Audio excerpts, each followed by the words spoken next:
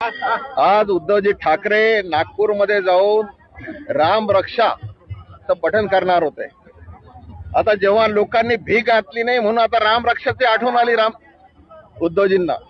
आज त्या अनुषंगानं भारतीय जनता पार्टीचे आमचे प्रत्येक कार्यकर्ता डॉक्टर बोंडे साहेब आहेत, इथे राजूभाऊ आहेत, आमचे महापौर आहेत, सगळी मंडळी या ठिकाणी येऊन आम्ही याचं सुंदरकांडचं आपण पठण करतो। या ठिकाणी कुठेही आता जर तुम्हाला सांगतो की या ठिकाणी आम्ही एक पोस्टर या ठिकाणी लावलेला आहे की आपण जर पाहिलं तर पुस्तकात सुद्धा वाचता येणार नाही, राम रक्षा सुद्धा पाठ तर नाही, वाचता येणार नाही, अशी सुद्धाची परिस्थिती आहे। आणि त्यांना आता राम रक्षाची आठवण आलेली आहे।